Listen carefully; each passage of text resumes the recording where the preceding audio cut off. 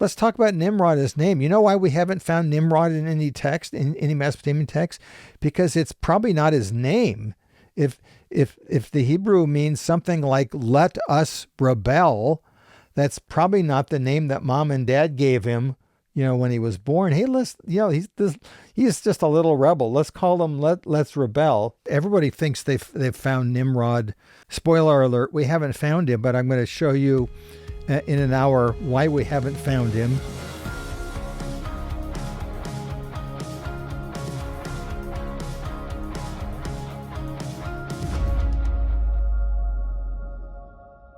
Hey everybody, welcome back to the Buried Bible Podcast. I am the everyday layman, Keegan Walls, here with, I don't even know how to introduce him today. I'll just pan it over to him, Dr. Mark Chavalas. Well, we're doing Nimrod today, and of course, if you're my age, you probably remember the Bugs Bunny cartoons, and Daffy Duck and Bugs Bunny both call Elmer Fudd my poor little Nimrod, or at least Nimrod. And of course, as kids, we had no idea what they were talking about. And it wasn't a term of derision when I was in my generation, but evidently in yours it has been. I grew up with the nickname. Yeah. Nimrod. Then this is very relevant. But of course, why would you call somebody who was hunting, especially an inept hunter like poor Elmer Fudd, a Nimrod? I suppose it's like calling somebody Einstein. You're giving them the ironic twist. You're just the opposite of by what you did. And so this was the best thing I could find. Actually, it's pretty relevant because somebody who might have been Nimrod in the ancient world did wear a cap with horns on it, which of course were expressing divinity. That's Naram-Sin. We'll talk about him later on. So I didn't realize that. I think this was one of my kids when they were little. We picked it up somewhere in central Montana. And anyway, I'm done with it. I love the costumes. No, it must have went through variations, because then I feel like Nimrod was kind of like a sarcastic way of calling somebody dumb. Yes, or just silly or inept or clumsy. Were you clumsy? Or are you clumsy? I was enough clumsy. I mean, I was enough of a wild child, right? So you just have bruises and fall and be crazy. So I think it was the combination of clumsy and whatever. So the combination of clumsy and being an absolute wild child. So maybe we should have called you Numrod or whatever. Anyway, I don't know. Awesome. Well, yeah. So we did ask you all for your input on what topic to talk about next, and so we had a couple good ones, some ones that we're going to dive into, and so we want to start a little series about the Tower of Babel or Babel, however you want to pronounce it, I suppose. And so we are officially doing the Tower of Babel, but before we do it, we got to set it up a little bit. That's Mark's forte. Set up the actual topic that you're going to talk about, and so we have to discuss Nimrod for a little bit. So this is the introduction to the Tower of Babel series, and so I'll turn it over to you, and let's talk about Nimrod. Yes, we're going to go to Genesis 10, which, by the way, if you think about it, Genesis 10, which is the genealogy of the nations, is chronologically should be after Genesis 11, which of course is the disbursement of the nations. And so it's, what would you say? I think pointy-headed academics call this deliberate dischronalization or something like that. They make up words. And so in other words, they put 10 there and 11 afterwards for effect. And so what's the effect? And by the way, though Nimrod is mentioned in here, he's never explicitly stated to be the king at the Tower of Babel, but there's no other choice. He founds the city according to the text, and so I figured he probably deserved a whole episode, because of course everybody thinks they've found Nimrod here and there. Spoiler alert: we haven't found him, but I'm going to show you in an hour why we haven't found him.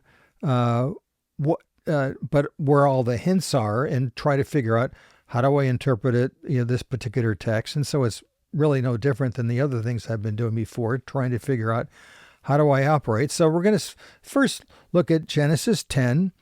This comes right after the flood. Okay, we've had the flood in chapter 6 through 9 or thereabouts. And so now we're going to have, in a sense, Noah's genealogy.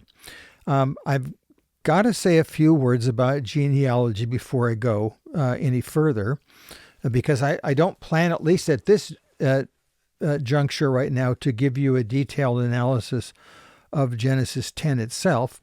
But, here we are as moderns, and if we hear about a genealogy, we assume they are literal and comprehensive and, for the most part, biological. I'm pretty sure that you and I are probably not blood related, at least not until maybe near Noah. I'm going to guess, but in any event, and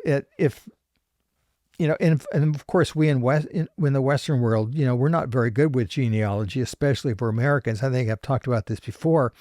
I can go back a couple generations. Once I get back to the old country in Greece, it's like, all right, one name, two names, that's it. I know nothing else. It didn't come over, on the boat at Ellis Island, with the rest of the family.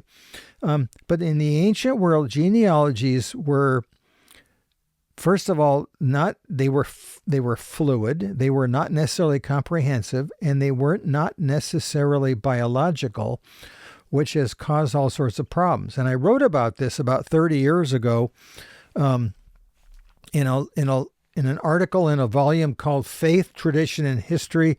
One of the people who edited this I've talked about before, Jim Huffmeyer, who's a brilliant Egyptologist who dabbles in Egyptology and biblical studies. There are even fewer of them than there are Mesopotamian scholars, if that were possible, at least in terms of the dabbling part. So I give Jim a lot of credit for that, when we're not teasing each other, going back and forth.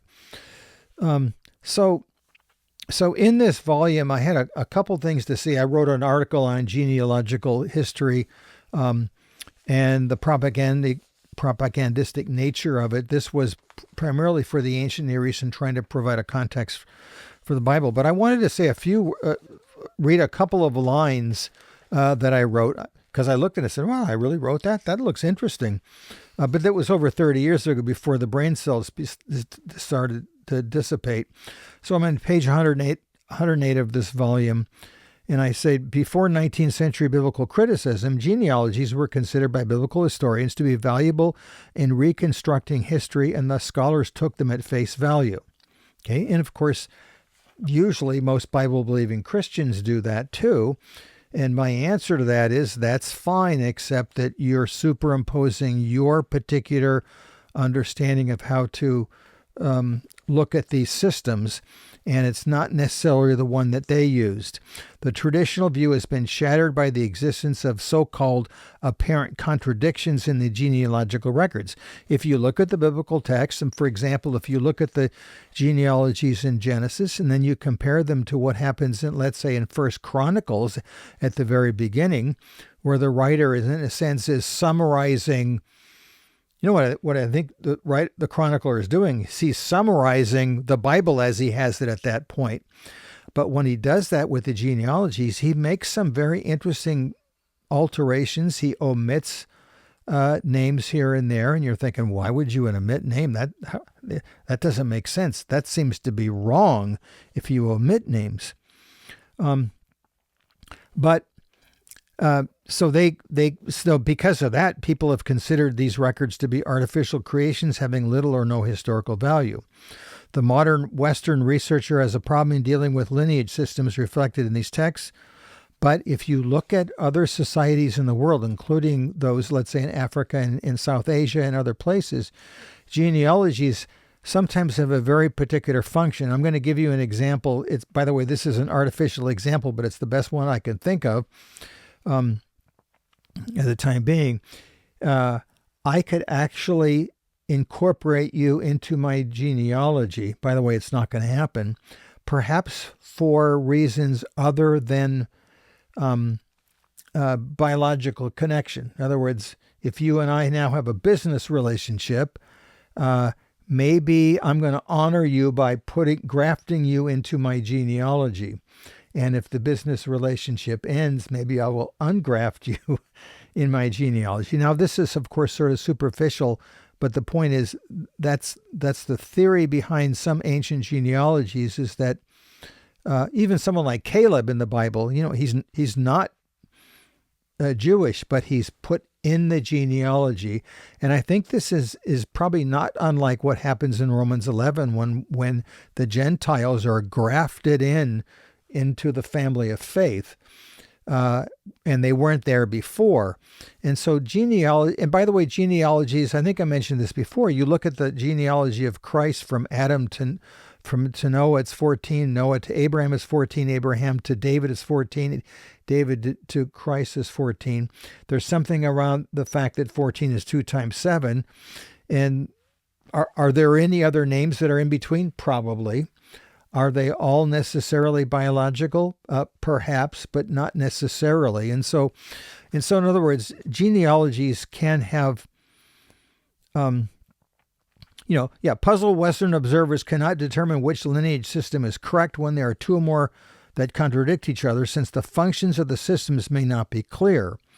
And so a genealogy can be defined as a written or oral expression of the descent of a person or persons from a common ancestor or ancestors, and the function of the descent may not always be biological. And because of that, I think has been confusing to us in the West. There's been a brilliant book on this. It came out, I think, in the 80s by Robert Wilson, Genealogy and History in the Biblical World. And I think in many respects, it's very important. Another scholar, maybe 30 years before this, Mendenhall, wrote a book called The 10th Generation, where he began to try to look at biblical genealogies in the context of the ancient Near East. By the way, I'm going to shout out Rico Cortez again, because that's another book that Rico usually has either within 2 feet of him, or, and my guess, it's probably stapled to his clothes somewhere. And so he doesn't have to go very far to find it. It's already in his pocket. We have a competition going between Rico and Milgram. Who's going to have the most shout-outs? Yeah, evidently. And now it's Mendenhall. But sorry, Rico. Actually, I'm not. Anyway, so genealogies also, of course, can be lateral. In other words, you think about the genealogies in Genesis 11. The point of Genesis 11 is to zero in on Abraham. And so at some point, they'll bring up a female. And of course, why do they bring up the female? Because she plays an important role in something somewhere. And of course, even in the genealogy of Jesus, there are 4 females mentioned. Why are these 4 women mentioned? Well, they're usually Gentiles, and they're usually the last person you would expect. And so you think of Rahab, the one who married David, Bathsheba, who doesn't even her name isn't even mentioned. But the point that these are unexpected people, probably not Jewish, who were put into the genealogy. Where are all the other ones? Why aren't they comprehensive? And it's also, I think, difficult. It means it tells me that you really can't take a genealogy and use it to create a chronology, because the genealogies are fluid. The numbers are not they're not every person. The numbers aren't every person. So it's you can't take them at wooden face value. And that's really all I was trying to get at. Maybe I'm jumping the gun, but was there something specific they had to do to be mentioned in the genealogy if they're not biological? Are they important to the narrative that they're expressing, or did they get ingrafted they were like almost an important member, not physically of their family, but they were a part of their community? They must be. And by the way, the biblical writers don't explain any of this to us, because they didn't anticipate that we were going to have that we would look at genealogies in such a wooden, literal way. And so they're not interested in that particular thing. But you're right. If somebody's mentioned in a genealogy, you can bet there's a reason for it. You even think of Genesis 10. I'll just read the first verse or two. These are the records of the generations of Shem, Ham, and Japheth, the sons of Noah, and sons were born to them after the flood. All right, so there's And then you think about it, we're told that Japheth has certain sons. And by the way, all of these sons seem to be names of geographic entities that are surrounding the nation of Israel. In other words, it's the centerpiece is going to be Israel. And of course, this is how I look at things. Think of it. If you're an American, you look at the world from the standpoint of your country. It's sort of hard not to, but the same thing would happen if you're a Canadian or from Ireland or from, whatever country is that, of course, it's sort of impossible not to look at the world, the rest of the world from your perspective. That's just sort of natural. And so, of course, if Israel's going to write a genealogy, they're going to do the same thing. Just so happens there are 70 nations, non-Israelite nations, and they come from these people, but we're related to them, at least in terms of our relationship, we're related to them. And so all these names, by the way, even Yavan is probably Ionia in Greece. And it's interesting that these names that are found are relevant in a period, how do I say this, much later than Noah and his sons. These names are relevant probably in the first millennium, probably when the final edition of this text is being done. And so it's a purposeful anachronism. It's kind of like me talking about all of the Native Americans. The first thing out of my mouth is already an anachronism. If I could go back to 1000 BC and say, where are all the Native Americans? They would be looking at me and saying, what's that term? We don't use that term. What do you mean by native? What do you mean by American? Well, it's some Italian guy's first name, don't you know? And so but of course the writer is making this relevant for their immediate context. And I'm going to talk about authorship at some point, but I figured if I did it too soon, the viewership would be down to about 0 pretty soon, or maybe even can be negative numbers. All right. Anyway, I don't know, but I do want to talk about that from a standpoint of being a Bible-believing Christian, and I'm going to try to do it. So we've got the genealogies, and each son of Noah has a certain amount of sons that are emphasized. It doesn't mean they're exhaustive at all. And of course, these are lateral genealogies rather than sequential. And then you get down, verse 6, you got the sons of Ham were Cush and Mizraim and Put and Canaan, which is sort of interesting because if you're looking at this from a linguistic standpoint, it doesn't make sense because, if Cush has been assumed to be the region south of Egypt, that's what was called Cush or Aksum.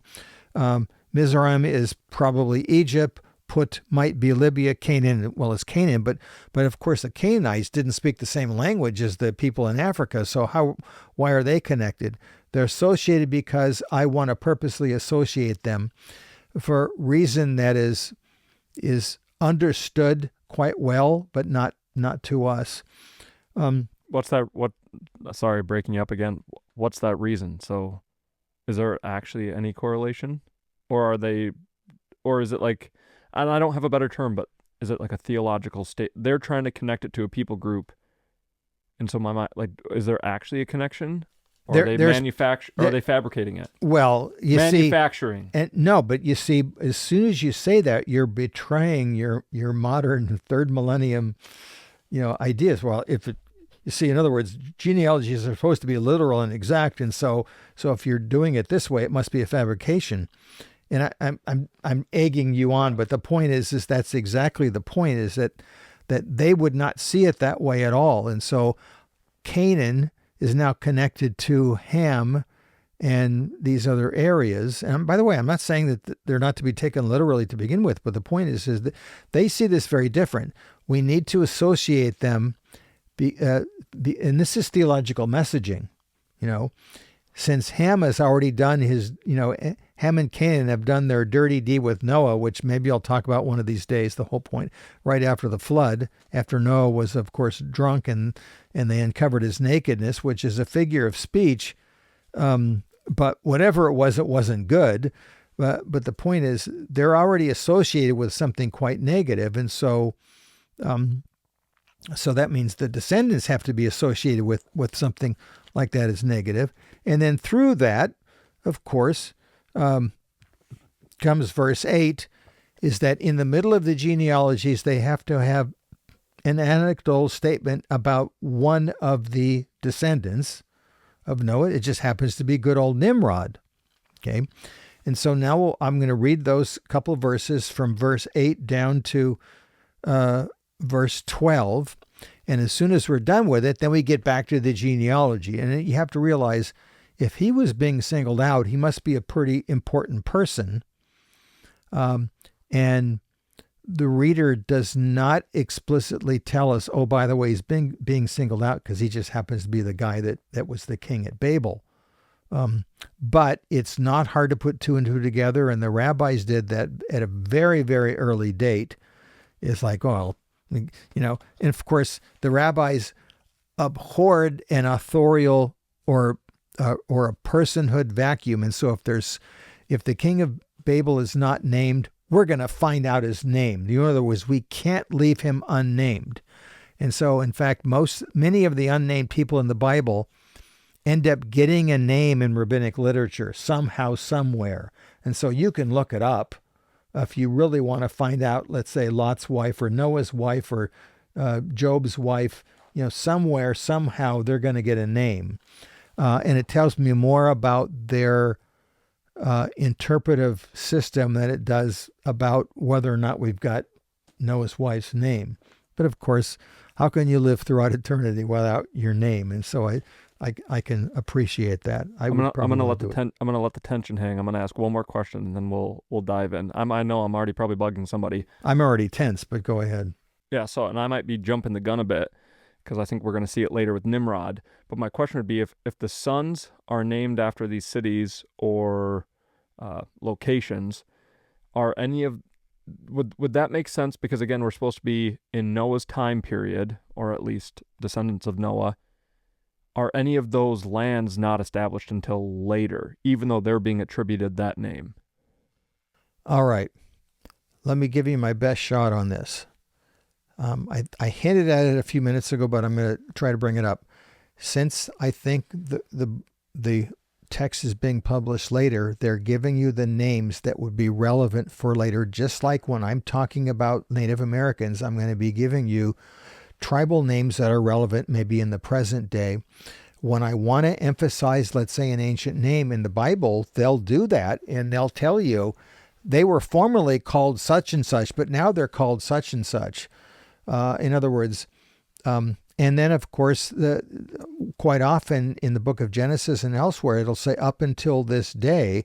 And of course, you have to ask yourself, I wonder what that day is. It's the day of the final publication, the final edition. And that's what they're talking about. And so this is, I would call that a purposeful anachronism.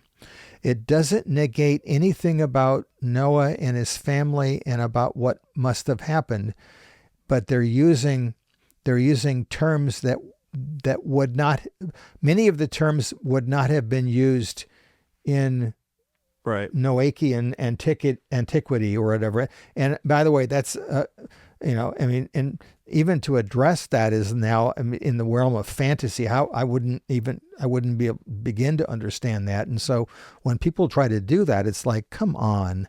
So to keep on your analogy, it'd be like, and I don't actually know where I'm not up to date on my Native American history, but the Cherokee tribe moved up through Minnesota. Yeah, but there's no Minnesota yet. So that's essentially what they're doing. That's okay. Because of course, if I had to stop at each point, remember it wasn't called Minnesota yet, so let's call it by the name that the locals gave it. But of course, there wasn't any place. It was 10 different names in 10 different reasons. Well, that would be patently ridiculous, because the whole point is to try to make it relevant for you living here, in my opinion, in the mid-first millennium. In Iron 2, it's going to be relevant for you. By the way, it doesn't mean that there's nothing in the text that doesn't go back to the early period. It just means it's gone through that process to make it relevant for the people who are reading it right now. And even looking at this genealogy, it's really, really important to understand how the nations fit. together. And the fact that one person is singled out and gets a whole, 5 verses is very meaningful. But even names, let's talk about Nimrod as name. You know why we haven't found Nimrod in any text, in any Mesopotamian text? Because it's probably not his name. If the Hebrew means something like "let us rebel," that's probably not the name that mom and dad gave him, when he was born. Hey, he's just a little rebel. Let's call him let's rebel. Probably not. And so the point is that he's probably been given a name of derision by the writer, in the same way that Nabal, one of David's enemies, is, the name means fool. Well, he probably didn't get that name as a kid, and so the Bible is utterly unpredictable when it comes to things like that. So sometimes they're given a literary name that will reflect their character, and everyone knows it's not their original name. But sometimes, that's just the guy's name. That's his regular name. And so how do I know when that happens? By reading the text and figuring it out. In other words, there's no way, you just can't be dogmatic about it. So anyway, let's read the Nimrod text, and then I'll try to parse it and try to figure out, can we find this guy,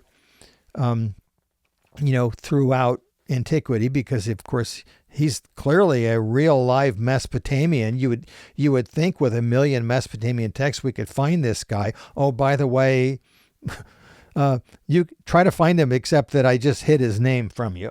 So you're not, so he can't.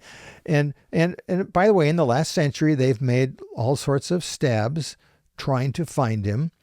And so there's no way of determining. By the way, I think my favorite article that has tried to do this is by Karel van der Toorn, Toorn, and it's simply called Nimrod Before and After Babel. I think that's what it's called. In the Harvard Theological Review, and if anybody really needs to know it, I can look it up. It was about 30 years ago, and there are a couple of really nice articles on Nimrod in that journal, electronic journal that I told you about called The Torah. There's a couple of nice articles that are they're very scholarly, but they're made for the public to try to understand things. But of course, everybody basically is giving their best shot as to who this person is. And my answer is, I don't know who he was, but I can give you some hints as to what's going on here, and try to explain, why they're doing this, and who would fit as a Nimrod character. So what are we told about this guy? Verse 8. Now Cush became the father of Nimrod, which is interesting because, here's problem number one that scholars have. Cush is from south of Egypt, and so this would make Nimrod either a South Egyptian or a Nubian from that standpoint, and that doesn't make sense because of what he does. Because he became the father of Nimrod. He became a mighty one on the earth. This is New American Standard, by the way. He was a mighty hunter before the Lord. Therefore, it is said, like Nimrod, a mighty hunter before the Lord. Didn't you just say that? Of course, remember, this is, though it's written down, it's certainly being recited to an audience that doesn't have access to the text. And so it's very good to have repetition. The beginning of his kingdom was Babel and Erech and Akkad and Calneh in the land of Shinar. From that land he went forth into Assyria and built Nineveh and Rehoboth-ir and Calah and Rezin between Nineveh and Calah. That is the great city.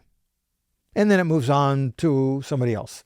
In fact, you're thinking, well, that's already a mistake, that how could Nimrod be associated with the people south of Egypt when his stomping grounds are all over Mesopotamia with all these cities, which I'm going to talk about one by one pretty briefly.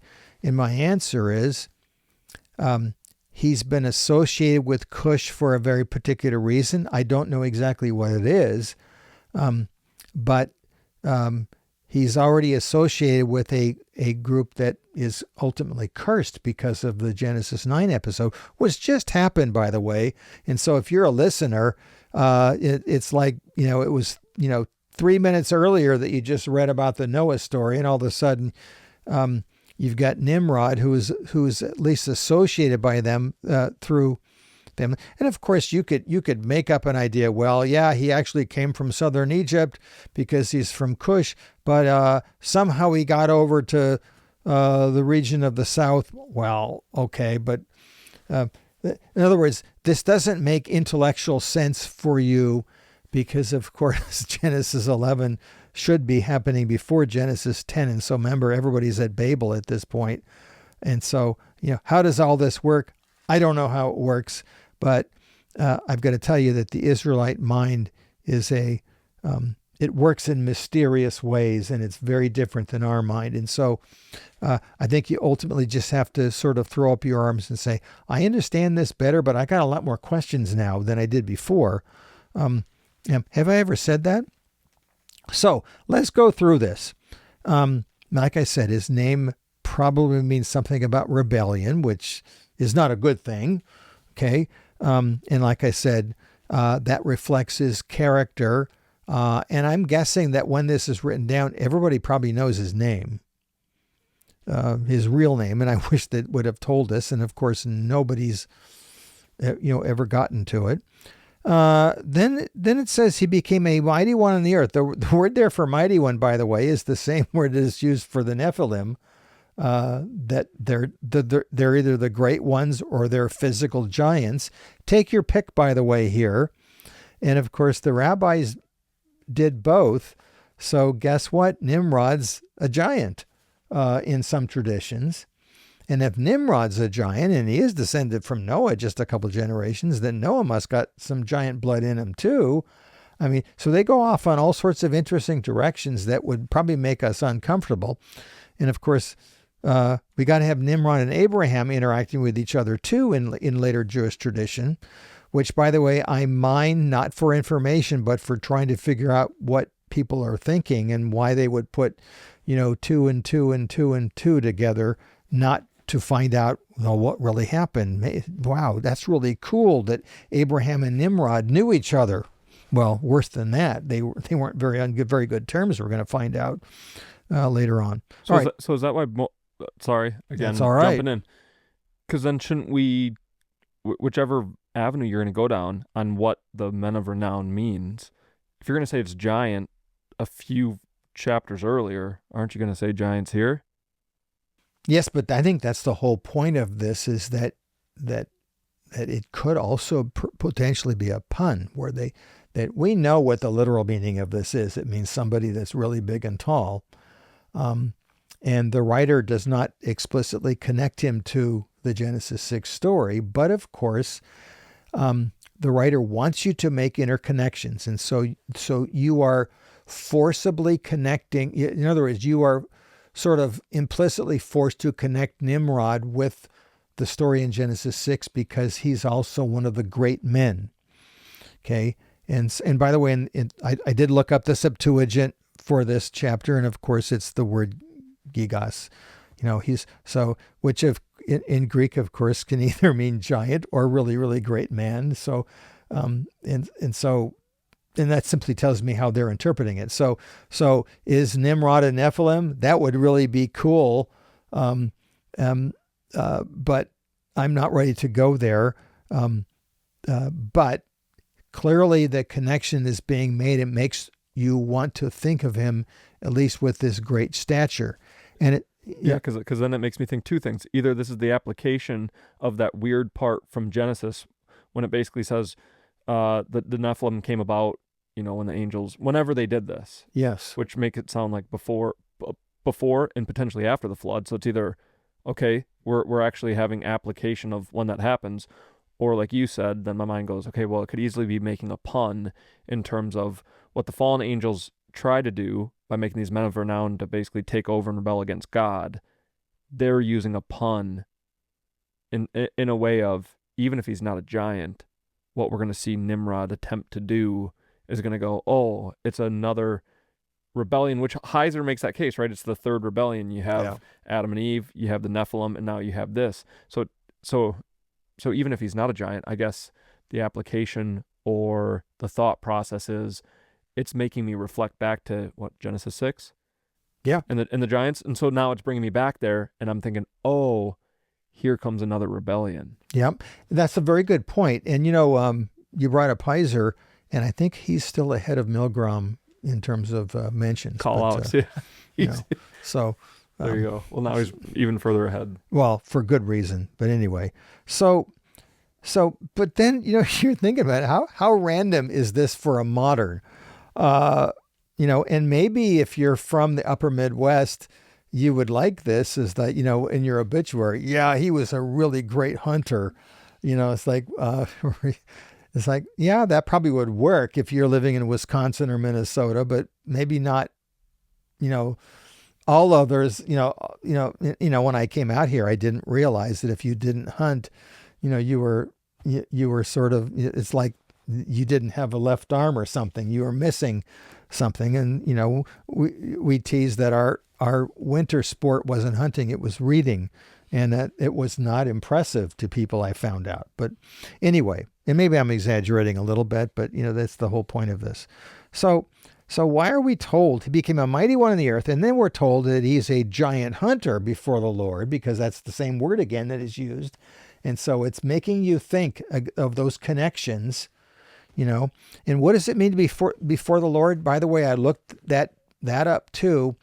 And now the literal meaning would be something like he got into God's face. In front of God would mean before the face of God, literally. But of course, that's a typical figure of speech in the whole ancient Near Eastern world, and so it's not. So we don't really know what it means. Why? You're a mighty hunter, and you're a mighty hunter before the Lord. Is that positive or negative? Even the rabbinical tradition is mixed upon that. Some looked upon it as good, some look upon it as bad. The later we get in time, especially when it becomes associated with Babel, for sure, then it becomes a negative thing. And why are they bringing up the hunter thing? I will tell you, in the ancient Near East, the early Mesopotamian kings do not say a lot about their hunting animal prowess.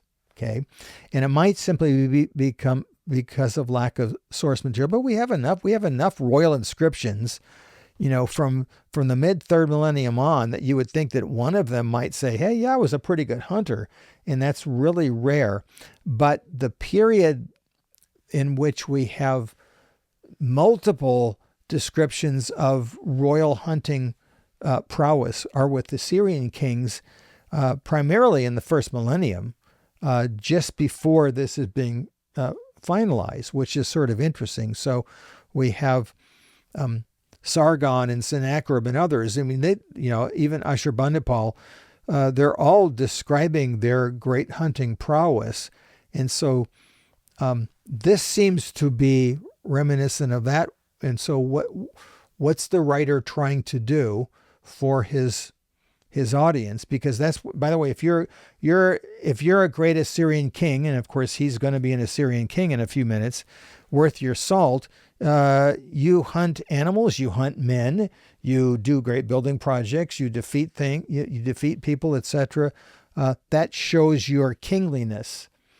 And so that, I suppose, is what's going on here, except that I don't know it. I don't know the specifics about it. In other words, why was that the first thing that is brought up about Nimrod? And I've read, over the past century, I've read enough of the articles that are trying to place Nimrod somewhere, and they are, I think, pretty much perplexed as to why he's called a hunter. Is that a good thing or is that a bad thing? It's because don't some people interpret that as they almost switch it against the Lord? Yes, and then some people do it as almost saying, if it's in a positive light, it's like he sacrificed. Not that he not that it mentions it here, but in a way of he would have like sacrificed his first fruits. And my answer is, that's really great. Just show me where it says that. In other words, that's really reading, I think, too much between the lines. And again, that's that whole issue of the tension between having to have an answer and simply letting it drop and saying, we just don't know what this means. And allowing that tension just to stay there. And that's where I'm putting myself right now, is that I just don't know what it means. Nobody likes that tension, though. It's like it's like when you feel like you have to sneeze and you don't. I know, and it's awful. And I can tell that. And I'm just keep it in right now, please. And so there's that tension. I don't know whether it's a positive or negative, except for his actions. If he happens to be the Babel king, then I'm going to assume this is probably not a good thing. But it really, I mean, you look at it, it looks completely innocuous in the sense that it doesn't look good or bad. It's like, wow, he just, and so how are you doing it before Yahweh? I don't know. And then it talks about his kingdom. The beginning of his kingdom was Babel and Erech and Akkad and Calneh in the land of Shinar. Shinar is a term that is used a couple more times in the Bible, and it's almost always associated with Babylon. Maybe I had a note or two here on my piece of paper. And so, it's found in Joshua 7. Achan had some artifacts from Shinar that he had taken and got in trouble for. In a few other places, it's called that term. It is a term that may possibly be related to the term Shumer, which was the Akkadian term for the Sumerians. And that seems like the best bet for me, is that if it is connected to anything, it might be the Hebraic way of using the term for Shumer or Sumer. The Sumerians, by the way, they use another term for themselves. But it's pretty obvious that location is southern Mesopotamia. But it also is because of what happens. His kingdom, Babel and Erech and Akkad and Calneh. 3 out of 4 were in good shape. Although Babylon, by the way, is the actual city and its founding are pretty late, by the way. And so it might be the area around Babylon. Babylon is not anything in the 3rd millennium. It's mentioned really from the time of Abraham and later. We have the evidence for Babylon. And of course, since Babylon is the early periods are inaccessible, if there was an earlier founding, we just don't have it. Erech is the city of Uruk, which in terms of archaeology seems to be the first major urban center in human history. And with the present dating system, it goes back to, let's say, the 5th millennium or so. And so, and the Urukians, who we're assuming are Sumerians, the first evidence of writing, first evidence of temple building, city planning, and all that seem to be in this city. And so that would make sense. Akkad, by the way, is the city of Agade, which is well known in mid-3rd millennium texts. There's a king named Sargon who claims to have been the builder of the great city of Akkad in basically the 24th century BC. And by the way, he's very Nimrod-like, by the way, in terms of what he does. And unfortunately, we haven't been able to locate it. It was destroyed at some point, and there are traditions about it, later traditions about its destruction, but it has defied discovery to this point. We know it's somewhere around the area of central Mesopotamia and Babylon, but the particular location has defied us. Then we've got the 4th city named Calneh. And there is no Mesopotamian city that we know of with that term. The later rabbis, for no particular reason, associate it with the ancient city of Nippur. The names don't sound alike. And they just say, oh yeah, it's Nippur, which was the great religious center for Mesopotamia. Well, that would be cool, but that you just tied a loose end, but you didn't tell me how you did it. There is a city of Kulania, which is up in the north. And when the term Calno is used in later later in the Bible, it's associated with cities that are in inland Syria up in the north, Arpad and others. And so it would be outside of central Mesopotamia, but it was an important city, except it's late. And so maybe once again, the writer is giving you a purposeful anachronism. Okay. Anachronism. That's the word of the episode. Pretty good. I think you're a little anachronistic in that, but anyway. So here's the point is with these 4 cities, like I said, 3 of them are clearly connected. And the fact that there are 4, in Mesopotamia, if you were one of the great kings from the earliest periods, in fact, the earliest king that was considered universal was called King of Kish, which was a city in north-central Mesopotamia, which became associated with universal sovereignty. It would be as if there's 10 little kings, and then there's a high king above all of them who's got also the title of king. We might call him emperor, maybe in a later period. And so you're a universal sovereign. If you're the king of the 4 quarters, which would be the 4 compass points, then you're the top king. And maybe these are the 4 compass points. I don't know, but there are 4 of them. And so clearly he's connected to southern Mesopotamia, and we've got cities that go back at a very, very early date. That's good. One of which does not, but that's our ignorance. And then it says in verse 11, from that land he went forth into Assyria. That would be northern Iraq. And that's where and of course, Assyria is an anachronism because that term would not have been used in such an early date, and built Nineveh and Rehoboth-ir and Calah and Rezin between Nineveh and Calah. That is the great city. And then, by the way, we're done. Well, what about these cities? Well, Nineveh is very well known. It just so happens that when they began to excavate Nineveh in the 20th century, they found multiple prehistoric levels. And so, for example, wherever I would go sherding, looking for sherds, if you found a Ninevite 5, that meant that you were in a very particular prehistoric level. It was a very popular, very distinct type of pottery. And so Nineveh definitely has prehistoric roots. It would make sense if we're talking about an early date that Nineveh would be connected to this. The term Rehoboth-ir has defied any possibility. Ir, by the way, is the word for city. And it's the same phrase that it might not even be a city because... Explain that. Okay, because, for example, in the book of Jonah, Nineveh is called the great city, and it means something like the broad-built city or whatever. And so it might be a description of Nineveh rather than a personal name of a city. Okay. And here we are, a couple thousand years later trying to figure this out. And things like this have actually happened in other cases in the Bible where we thought we had a personal name and we found out it was descriptive rather than a personal name. There is no city called Rehoboth-ir that we have found. Then Calah.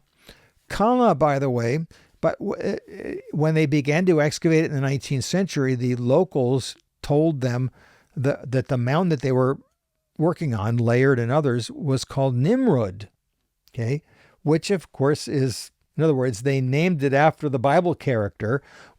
I did not look this up, but I think there's a big disconnect between the local Middle Eastern tradition, the Islamic traditions, and how it became associated with Nimrod, but it makes a lot of sense. In other words, they read their Bible, they knew it. This must be one of the cities that was built by Nimrod. So that's the modern Arabic name is Nimrod. The ancient name is Kalhu or Calah, which is mentioned here. The problem is that it was a very important Assyrian capital city in the first millennium. And it may have some roots going back to early second millennium, but I don't think there's anything that's prehistoric or at least super early. And of course, that again might simply be an accident. But the city itself is associated with the Middle and Neo-Assyrian period and not with an ancient period. So again, it could be a purposeful anachronism. I just don't know. And then Rezin We don't know what it is. The rabbis, by the way, connected it to the city of Sargon, and we know that Sargon of Assyria built a city himself, Dur-Sharukin, the fortress of Sargon, built flat out at the end of the 8th century BC, very, very late. I don't know what other than that, the city, again, has defied understanding, but the fact that the writer wants to connect Nimrod with southern Mesopotamia and then at some point northern Mesopotamia is very, very interesting. And then of course it drops it. Like, wait a minute, wait, I've got a million questions. Are you done? No, yeah, we're done. Sorry. Good luck. And is he ever mentioned again, Nimrod, in the Bible? Well, yes, only when, which minor prophet? I already forget. Was it Micah? I believe Micah simply calls the area of Assyria the land of Nimrod. And by the way, it wasn't a compliment. And it must have been well understood by the readers. And of course, why would the second area that he went to be called after his name and not the first one? There must be something going on there. There's a private joke or something that is just being misunderstood. By the way, a number of scholars have made the connection. First of all, Nimrod, well, he sounds really powerful. He built cities. He was a mighty hunter. He was a great king. A giant. Pardon? A giant. Yes, and a giant. He must be. They. By the way, they try to look at his name and say, well, he sounds like the name for one of the warrior gods in Mesopotamia, Ninurta. Well, my answer to that is, if Nimrod isn't even his name, why are you trying to find a name that sounds like not his name? And he's not being described as a heavenly being. When I say divine, I mean heavenly being. And so I throw out the idea of him being a heavenly being pretty quickly. But the other one that they came up with right about the beginning of World War I was scholars began to think, this guy does sound very suspiciously like the Akkadian kings that came out. They had just found the material, the Akkadian material. They just found out about Sargon the Great, who's in a sense really the first empire builder in history. And so it would make sense to connect, who's Nimrod? He's the first empire builder in history, according to the Bible. In Mesopotamian sources, it's Sargon, who, by the way, that's not his name either. It means the true king, and of course, who would call themselves the true king unless they were not the true king? To me, it would be like me going into my classroom every day and and spending 5 minutes telling everybody that I was the actual professor of the class. And the students might be getting to think, well, the guy either has a complex or there must be some controversy as to whether or not he really is the professor for the class. And so why else would you call yourself the true king? Anyway, Sargon, and by the way, Sargon has a birth story about being found in a basket on the river. Sounds like somebody named Moses. We'll go into that at some point too. We shouldn't be alarmed by it. But anyway, Sargon and his grandson Naram-Sin both are great rulers who basically subjugate southern Mesopotamia, Sargon especially. And then what does he do? He does actually venture into a number of regions, one of which is the north, into Assyria, but he also goes into Syria and Ebla and maybe even into Anatolia, as far as we can see, and Iran. And Naram-Sin, in terms of actual hardcore evidence, Naram-Sin in the 2200s, there are multiple inscriptions of Naram-Sin and his associates in northern Assyria, at where I dug at Urkesh, Tel Mozan. There are evidences of one of his relatives, a daughter who was related to the Hurrian royal house there. And so, in other words, it looks to me like Nimrod, on a superficial level, at least for the first part, seems to be a caricature of the early Akkadian kings. But I can't make it, in other words, and so the writer probably understands that. I don't know where to go with it after that, though. In other words, he seems like he has the character traits of an early universal sovereign from Mesopotamia, and the first kings to do it are the Akkadian kings. The Akkadian dynasty begins somewhere in the mid-24th century, circa 2350. It moves on for about 2 centuries. The first century, it's a very, very powerful kingdom. It begins to decline. By 2150, it's probably centered around the city of Agade, the one that we can't find. And in fact, one of the latest kings is called Du'udu, which would be an earliest attestation of the Arabic Daud and the Hebrew David. It doesn't mean David, we just found the term. Probably would be a short form of beloved of, and then put in the God of your choice that they're beloved with. So it's fascinating. I think that the writer is making a conscious connection to associate with this Nimrod character with these early Mesopotamian realia, but also with the kings of Assyria from a later period. So that's why it's interesting, is that the Mesopotamian sites that are described are 3 out of 4 have very early connections. The Assyrian site, only 1 out of 4 has early connections, but the other ones are very relevant later on. What does that mean? It means that it's not abiding by my modern Western pattern of understanding things. They're using early and late names, in my opinion, indiscriminately, in the same that we do, really. You think about it. I mean, can you imagine somebody trying to figure out place names in Wisconsin, let's say in 5000 AD? They're going to find, they've got all these proto-Anglo, proto-European names, Milwaukee, etc. And then if they're going to see, well, Milwaukee is this gigantic, sprawling metropolis. It's amazing that the Native Americans founded Milwaukee, and you're thinking, well, no, you got it all wrong. That was the place name that was used, and they kept the place name when they began to urbanize it, in such and such a period. Then you got a name like Minneapolis. You've got a Native American, prefix with a suffix that is ancient Greek. Well, how does that work? Then you've got French names along the Mississippi River, and then Anglo names. It's like,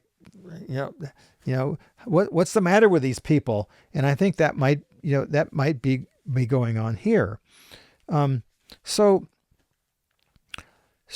I can't, I've got all these loose ends for you that I'm not going to clean up, but I'll just make it a little worse by looking at how later tradition views it, because of course rabbis and early church fathers understandably want to clean up intellectual,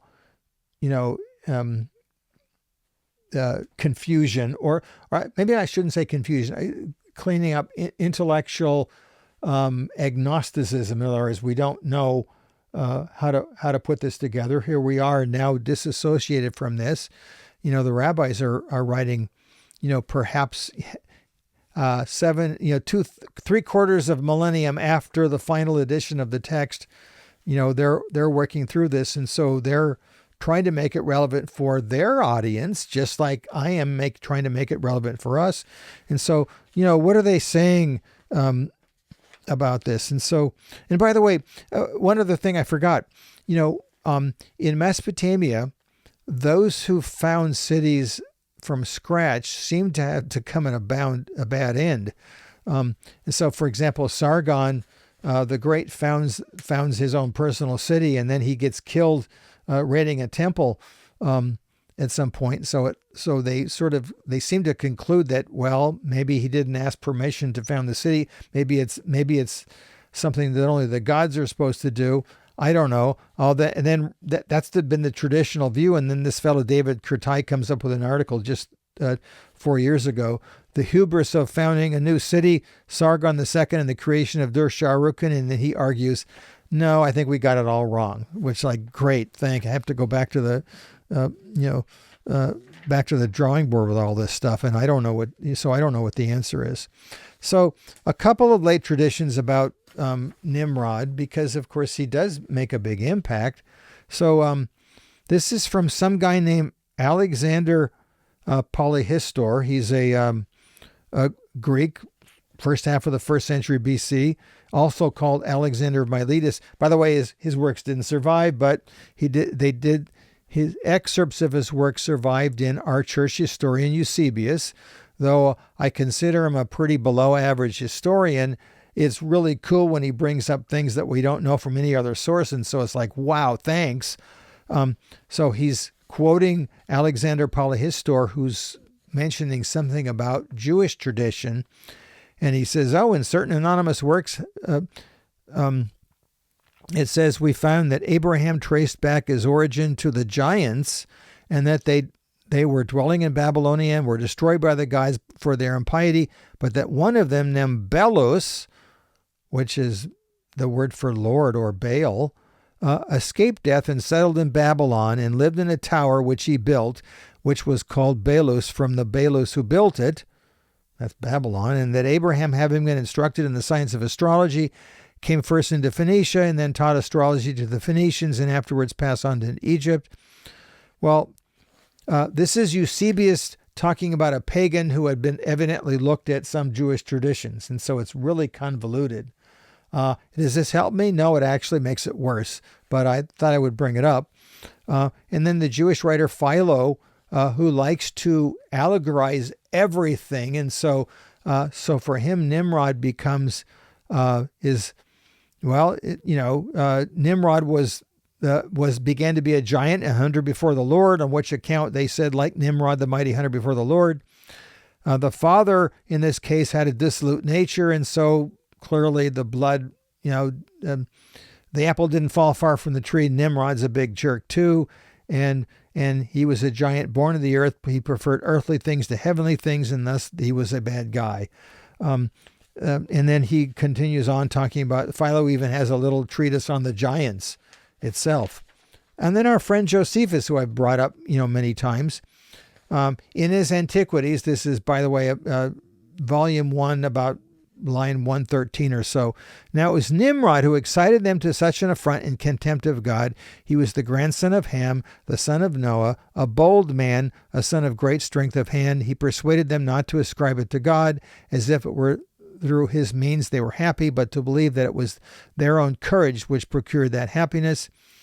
He also gradually changed his government into a tyranny, seeing no other way of turning men from the fear of God, but to bring them into a constant dependence on his power.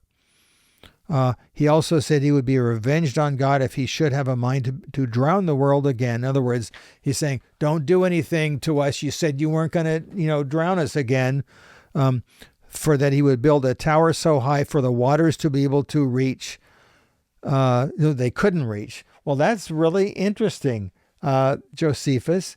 That's probably again, Josephus being a very, in many respects, a typical Jew in the 1st century. He's making some really interesting connections there. And that he would avenge of himself on God for destroying their forefathers, meaning the giants. Of course, he's connected there. Well, So we're 3 for 3, though, on them saying he's a giant. Yes, but again, literal or figurative, the answer is yes. Okay, so now the rabbis have to make sure that Nimrod and Abraham have got to interact, somehow. And yeah, I know Abraham's from Ur, but Ur is a great southern Mesopotamian city, though it didn't get top billing in the Genesis 10 text. It's clearly there. And I suppose they had to bring up Ur because that's where Abraham was from. But so in rabbinic tradition, Abraham is thrown into the fire because, of course, in Jewish tradition, the term Ur sounds like the word for fire. And so he's got to be thrown into a fire pit. And so So here's what happens. Terah, who's Abraham's dad, and he's evidently not a good guy, he's just one of these pagans, he hands over his son to Nimrod. And Nimrod said, worship the fire. Abraham says, no, let's worship fire. Let's worship water instead. That puts out fire. Nimrod said, okay, so worship water. Abraham responded, okay, let's worship the clouds. They hold the water. And Nimrod, of course, is getting frustrated with all this. It's like he's had enough. Like, look, you're just belaying you're just saying words. We're going to worship only the fire, and I'm going to throw you into it. Let your God to whom you bow come and save you from it. And of course, God saves him, showing Nimrod who has the greater power and futility of his fire worship. Okay? Who's this again?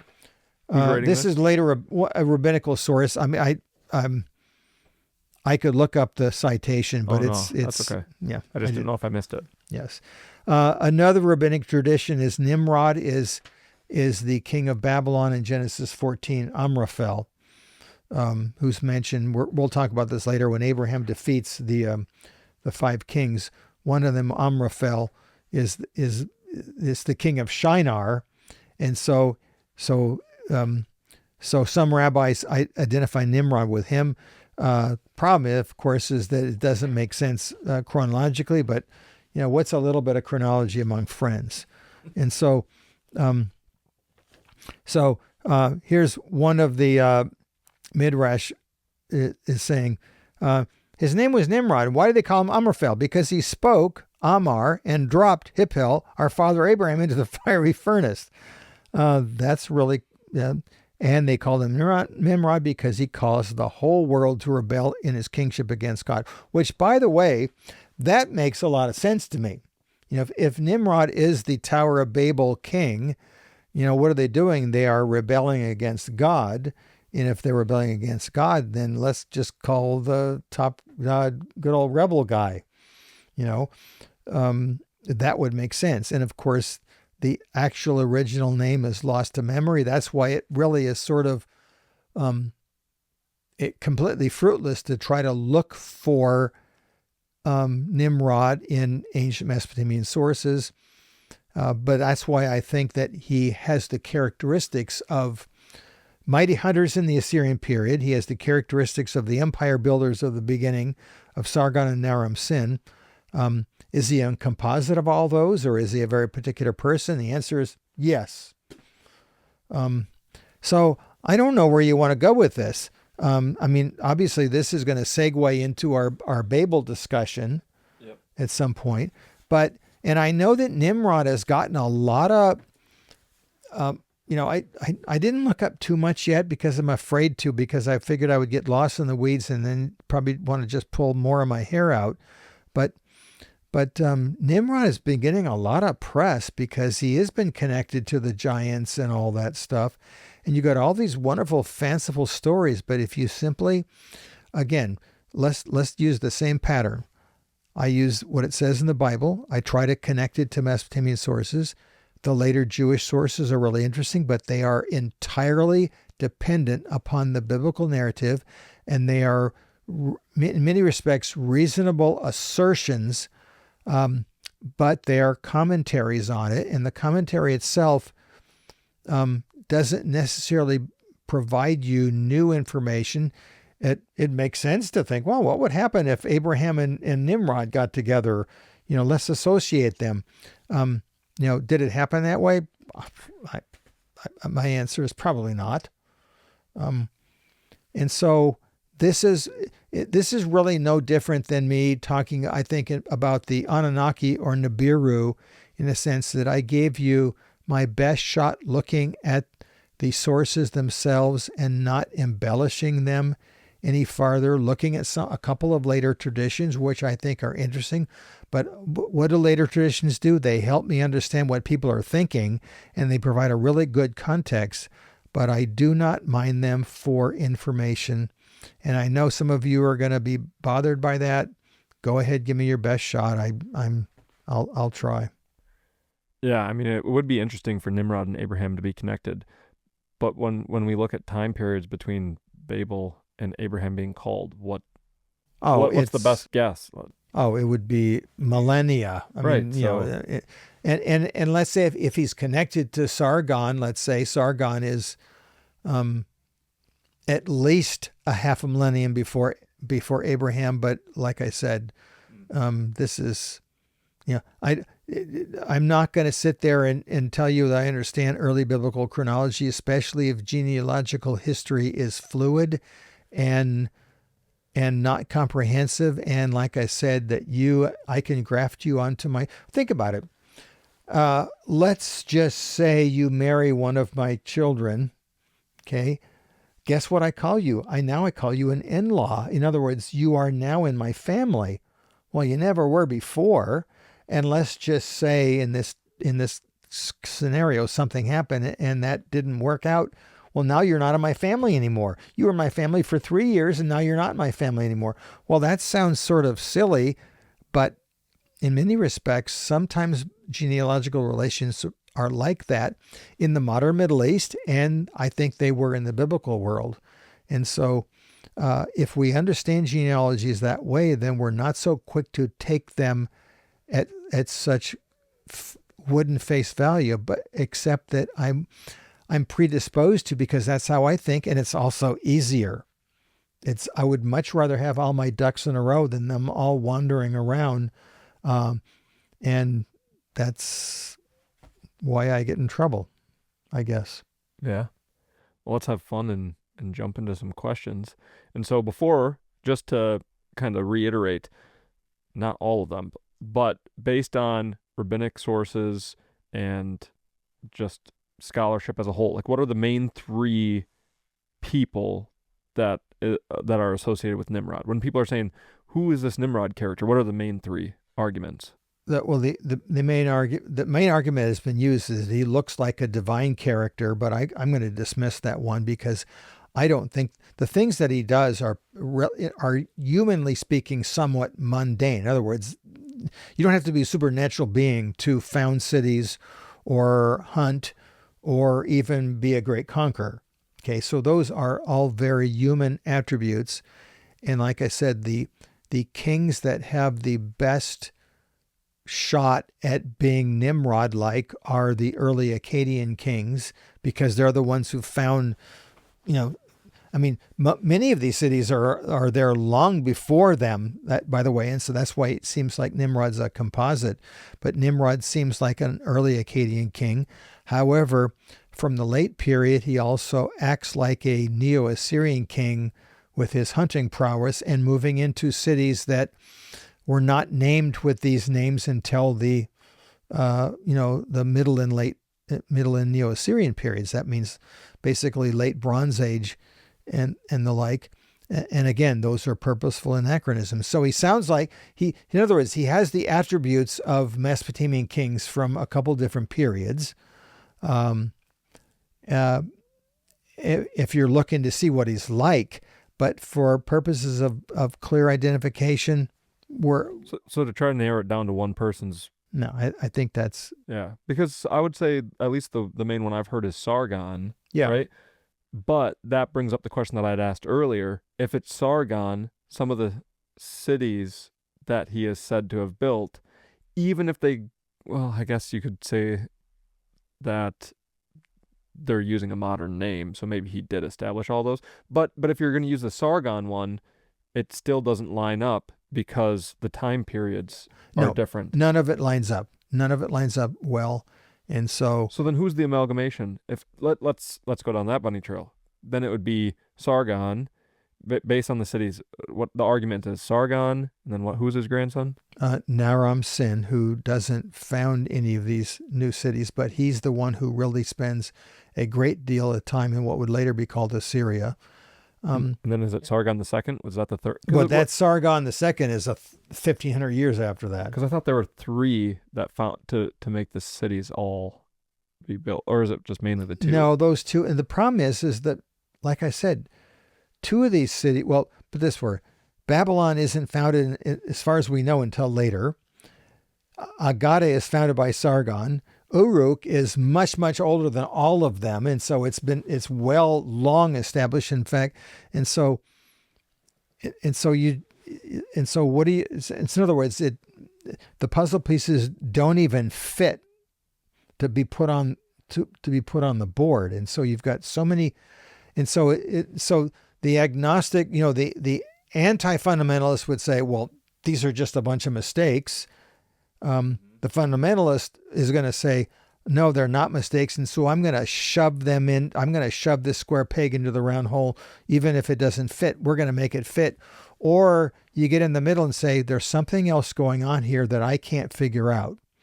Yeah. And that's where I am with 90% of the stuff that I look at. Because isn't the first question going to be just that, which is, this seems weird and out of place anyways. Yes. That it's going to break up these genealogies. All of a sudden, genealogy, oh, by the way, this Nimrod guy, back to genealogies, and then we're going to get to the Tower of Babel. Oh, but that's also how genealogies work. I mean, in the early periods, when Groff and Wellhausen began looking at the material in the Bible, they came up with their documentary hypothesis that there were at least 4 main sources that were sort of jumbled together and put together in a almost sort of a haphazard way. And Mesopotamian scholars looked at this, and it just doesn't make any sense that you would work this way. The final edition clearly has, I believe that different sources have been woven together, but in a very seamless way.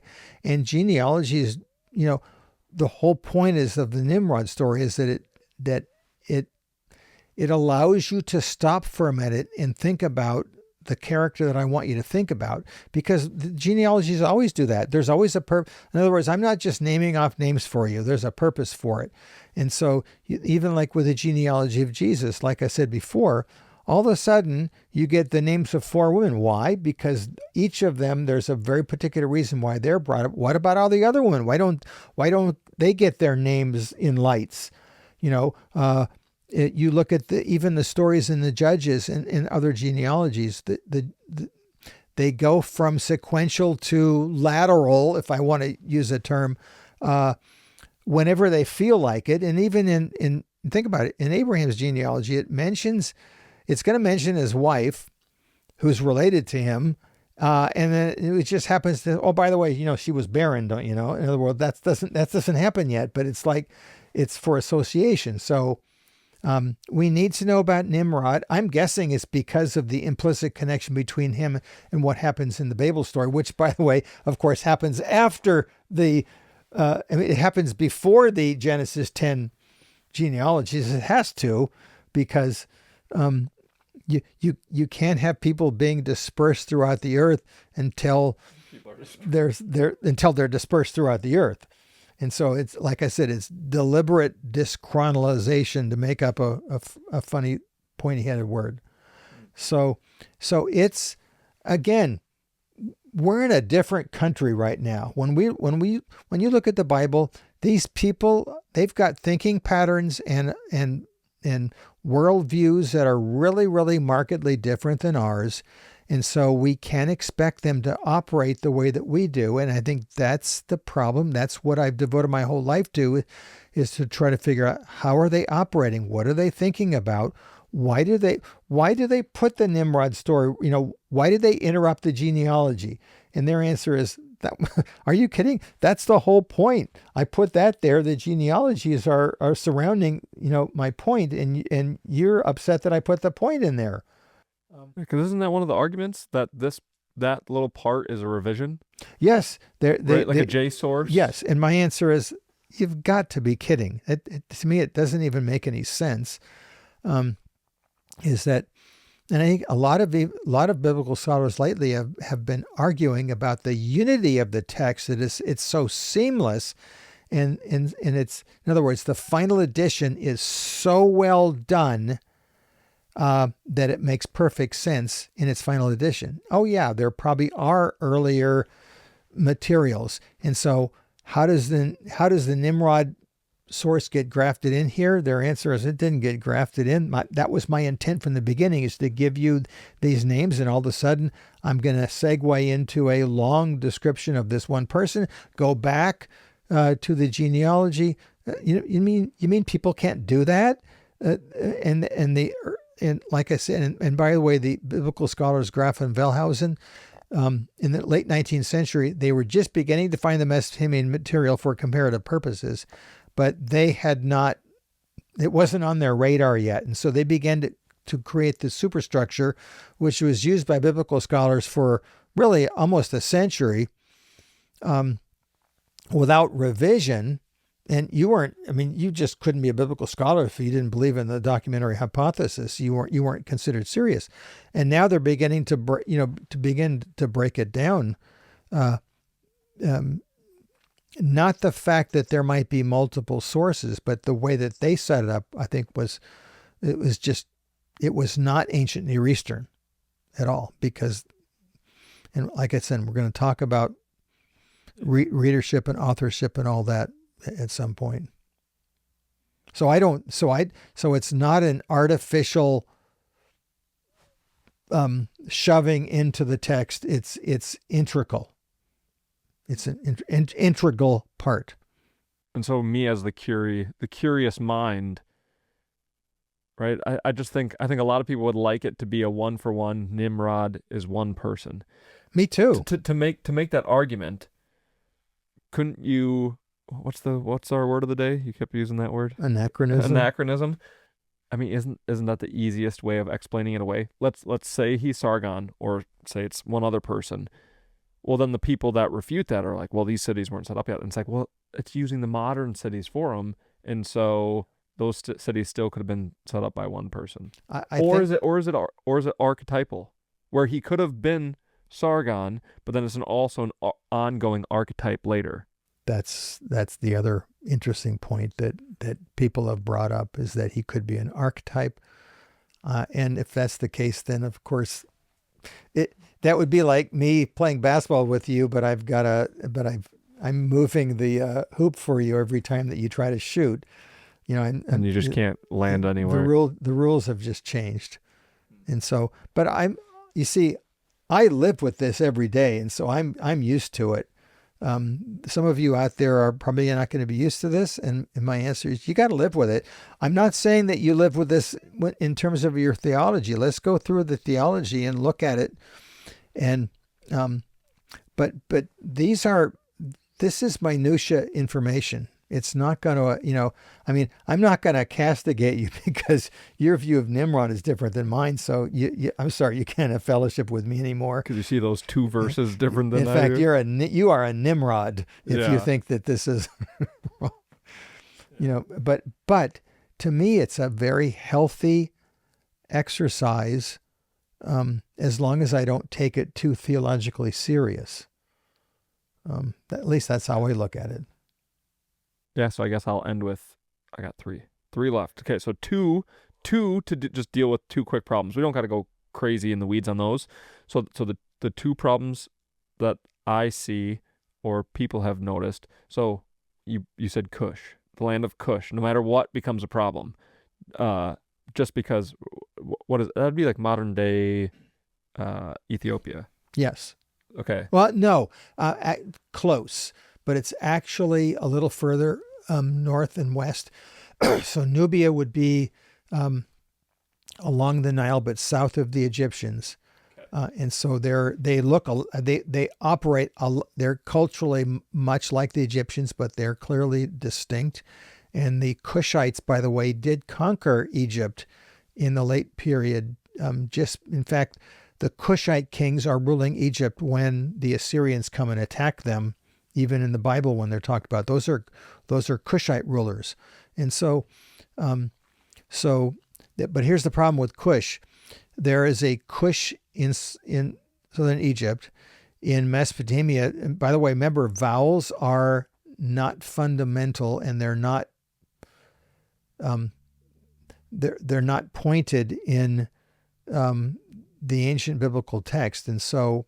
It's always possible that Cush could be theoretically Kish. Yeah, that's what's going to be my Mesopotamia. Question. There are the Kassites in northern Mesopotamia, which have been evidently connected to this, and so there's all sorts of possibilities. None of which work well, by the way. And so, but I look at it this way: in terms of genealogy, the writer wants to associate Nimrod with Cush. We know for like you're pretty certain that he's talking about that Cush. To me, that's the one that makes the most sense. Yeah, because otherwise that weird fringe one where somebody's like, oh no, there's a smaller Mesopotamian Cush. Yeah, well, that's if I'm not looking at if I'm looking at genealogies to become exact and precise and biological.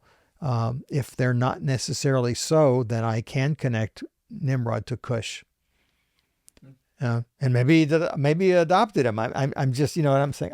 I don't know how this works, but I'm not going to be bothered by it. I'm not going to try to force it into my my modern understanding of genealogical descent.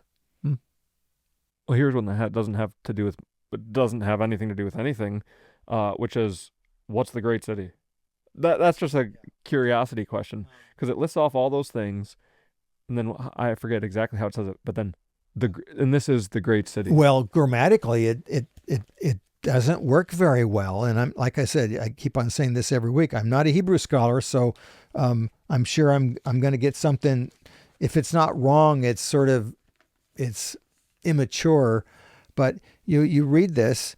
Okay, so verse 11, from that land he went forth into Assyria, built Nineveh and Rehoboth-ir and Calah and Rezin between Nineveh and Calah. That is the great city. Which one's the great city? Saying. It's not clear.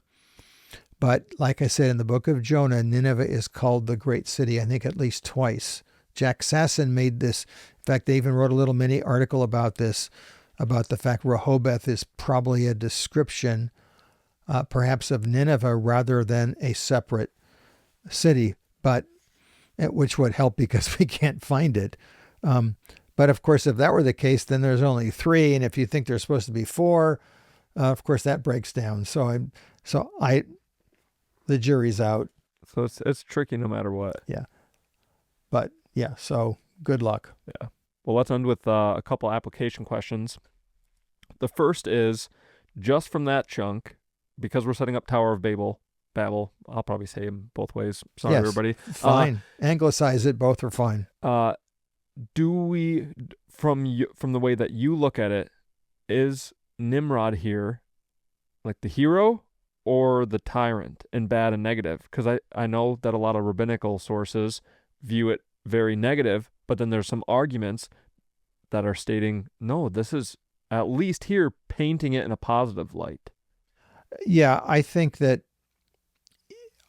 again, when you make the implicit interconnections, which, by the way, when you do that, it's not fault-free, it's not mistake-free, but I think the writer wants to connect him to the great men of Genesis 6 and to the Tower of Babel, because, of course, he's the founder of Babylon, okay, or Babel.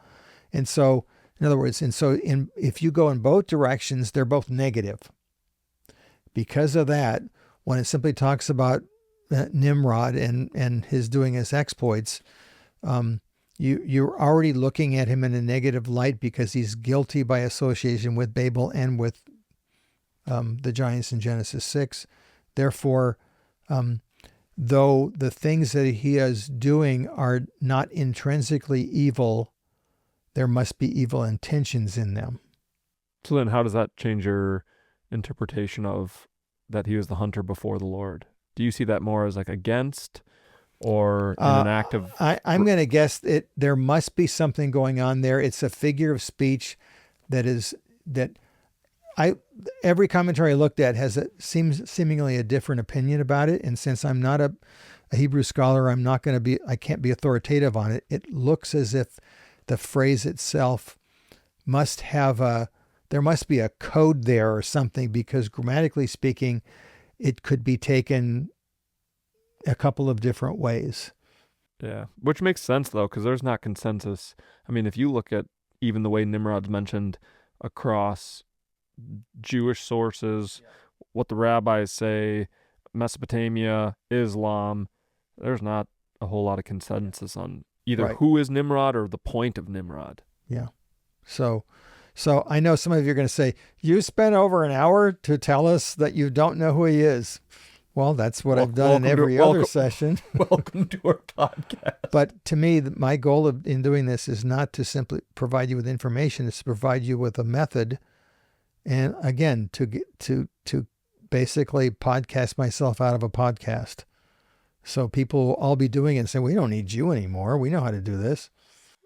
Yeah, I would argue it's kind of like deep sea diving. But imagine you're deep sea diving in the Mariana Trench. It's like, oh, I want to go find the bottom. Okay, every episode's like, we'll just keep going further down, and then all right, we got to come back up, but we're never gonna actually get there.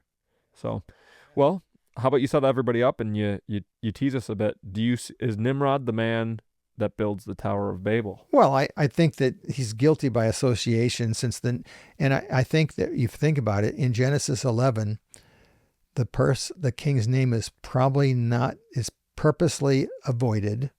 Okay, because what does he want to do? He wants to make a name for himself. Well, guess what? We're going to expunge your name. And of course, that actually happens in Mesopotamia and in Egypt, is that you want to remove somebody, either that a previous monarch who was bad, or you're from a different administration, you expunge their name, and so this is perhaps what's going on here.